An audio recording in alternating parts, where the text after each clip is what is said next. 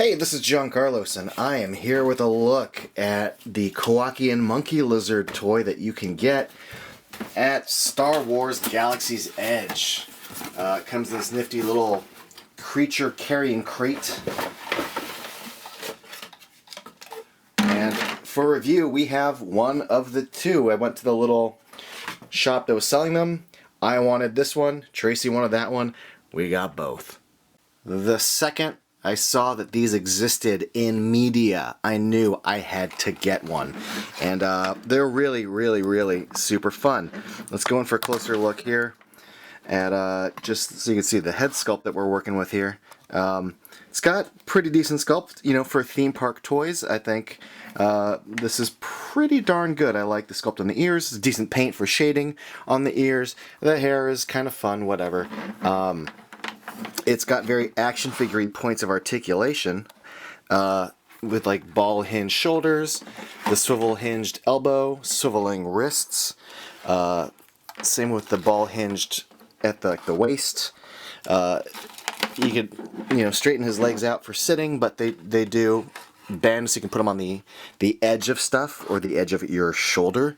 And then we have swiveling feet, just like the swiveling wrists. The head itself can move via a remote, which we'll get to in a moment. One thing I do want to point out, though, is that the arms and legs are plastic, but the torso is wrapped in this sort of like rubbery skin, and it definitely feels skin-like, and it's kind of unnerving. It even like stretches and pulls, which is weird when you touch it. But I do like the shading on it. It's pretty good. Here's a look at the back of his head with the little bumps.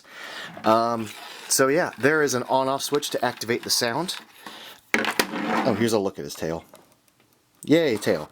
So on this little remote attached to the monkey lizard, you squeeze the trigger to move the mouth, and you flip this little switch on the bottom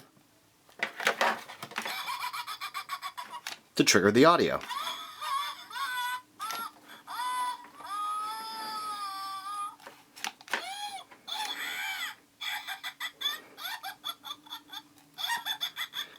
But I recommend you know, actually like puppeteer the mouth when he's laughing.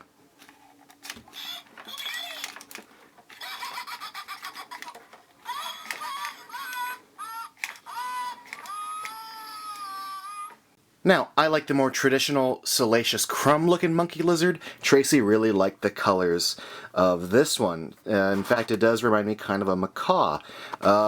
The blue and yellows really pop. The orange hair is a nice contrast, but I like the blue hair around the neck. And this one has more detailed color, like painting, like the other one's some more standard tan with some shading. But here you get more contrast of yellow and blue all over.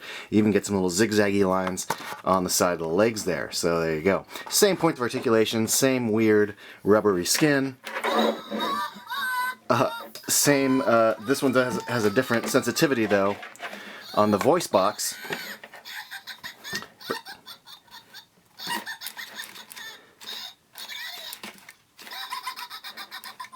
Now, these also come with a little magnetic shoulder pad because the bottom of this is magnetic, and you can put this thing under your shirt and then wear the little guy on your shoulder, have him travel around with you, put this up your sleeve, and then you can puppeteer him because there's also this knob here, which makes the head turn this way and that way and this way and that way, and then you can puppeteer his mouth.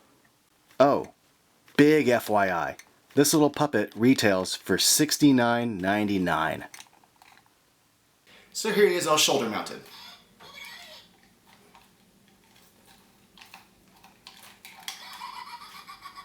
It's a pretty simple effect. Now you can see a little bit of a lump here on my shoulder.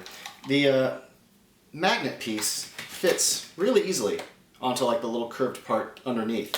However, the actual curve of the magnet, it's a little bit like tighter than the width of my shoulder. Like this is clearly meant to be able to fit on kids. So it raises a bit above my shoulder, which is why you see that lump. So adults, you will see a bit of a thing there, but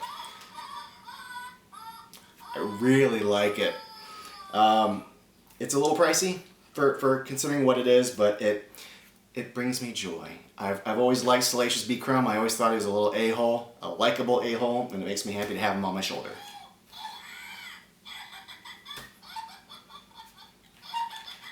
So yeah, I give this a thumbs up. I think both versions are really cool looking, so yeah, that's my review. I like it. Thanks for watching, everybody, and if you want, you can follow me on Instagram and Facebook and all that stuff.